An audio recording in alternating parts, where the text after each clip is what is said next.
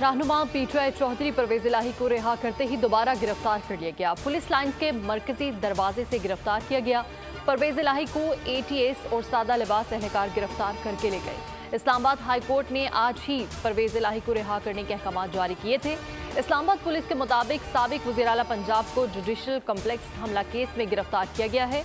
उनको कल अदालत में पेश किया जाएगा।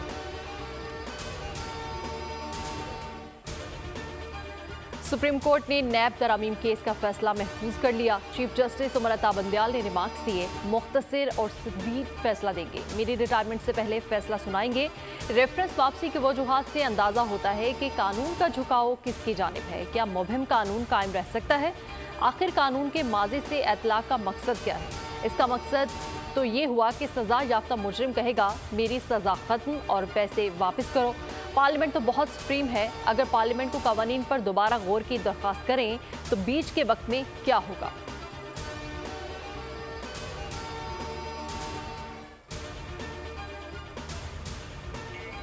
कराची गुलशन हदीद स्कूल जिनसी स्कैंडल में गैंग मुलविस होने का इंकशाफ, होशुबा इंकशाफात सामने आने लगे। मलिर कोर्ट में सरकारी वकील ने बताया कि मुलजिम अकेला नहीं, पूरा गिरोह है। अब तक 45 से ज़ायद मुतासरा खवातीन का पता चला है।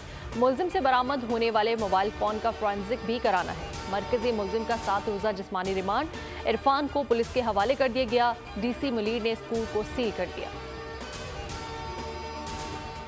दुश्मनी या डकैती मुज़ाहमत। कराची पीआईबी कॉलोनी में घर से लड़की की लाश बरामद। 18 साल फिजा का मोबाइल फ़ोन और सोने का सेट गायब।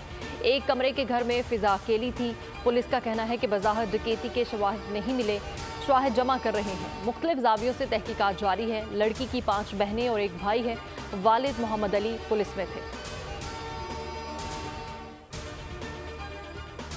और कराची साइट एरिया बल्दिया टाउन में ट्रैफिक सेक्शन के करीब ट्रैफिक हादसा। 2 मोटरसाइकिलों में टक्कर से रेंजर्स एहलकार जाँ बहक, दूसरा जख्मी हो गया। जाँ बहक एहलकार की शनाख्त नदीम और जख्मी की शनाख्त अरशद के नाम से हुई। दोनों एहलकारों का ताल्लुक कलंदर विंग 2 से है। रेंजर्स एहलकारों को सिविल अस्पताल मुंतकिल किया गया।